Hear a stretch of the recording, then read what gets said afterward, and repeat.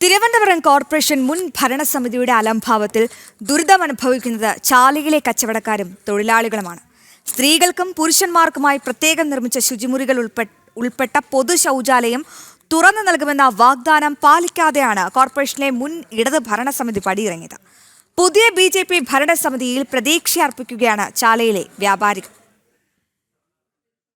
2020 നഗരസഭ മുൻ ഇടതു ഭരണസമിതി ചാല പൈതൃക പദ്ധതിയിൽ ഉൾപ്പെടുത്തി ടൂറിസം വകുപ്പ് നിർമ്മിച്ചതാണ് പൊതു ശൗചാലയം. പ്രാഥമിക ആവശ്യങ്ങൾ നിർവഹിക്കാനാകാതെ വീർപ്പുമുട്ടിയിരുന്ന 10,000-ഓളം തൊഴിലാളികൾക്കും ചാല കമ്പോളത്തിലെത്തുന്ന പൊതുജനങ്ങൾക്കും ഉപയോഗിക്കുന്നതിനു വേണ്ടി ലക്ഷങ്ങൾ മുടക്കി നിർമ്മിച്ചിട്ടും ഈ പൊതു ശൗചാലയം പ്രയോജനപ്രദമാകുന്നില്ല.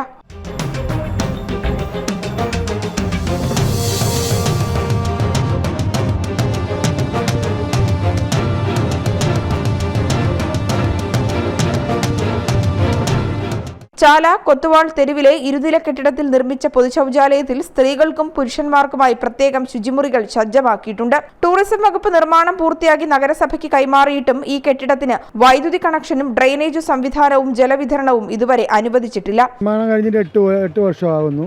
8 വർഷമായിട്ട് ഇത് പൂട്ടിയിടുകയും ടൂറിസം വകുപ്പിൻ്റെ കയ്യിൽ ഇരുന്ന ചാല പൈതൃക പദ്ധതിയിൽ ഉൾപ്പെടെയാണ് അത് കോർപ്പറേഷന് ഹാൻഡ് ഓവർ ചെയ്തിട്ടുണ്ടായിരുന്നു.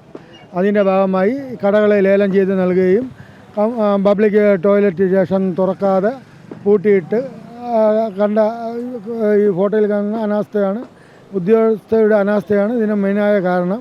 ഇലക്ട്രിസിറ്റി ബോർഡും വാട്ടർ കണക്ഷനും സ്റ്റീവേജ് ലൈനും ഇതിൽ നൽകിയിട്ടില്ല. അത് കാരണം ഈ ചാല മാർക്കറ്റിൽ വരുന്ന ആളുകൾക്ക് പ്രാഥമിക കാര്യങ്ങൾ നടത്തുവാനുള്ള പ്രായോഗിക ബുദ്ധിമുട്ടുകളുണ്ട്.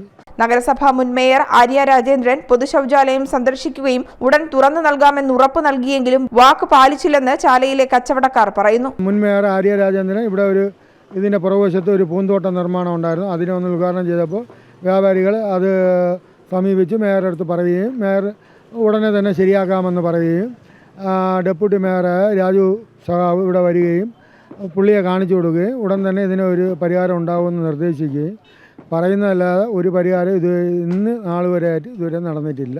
പ്രാഥമിക ആവശ്യങ്ങൾ പോലും നിർവഹിക്കാനാകാതെ വർഷങ്ങളായി ദുരിതം അനുഭവിക്കുന്നവർക്ക് പുതിയ ഭരണസമിതിയിൽ നിന്ന് നടപടി ഉണ്ടാകുമെന്ന പ്രതീക്ഷയാണുള്ളത്. ജനം, തിരുവനന്തപുരം.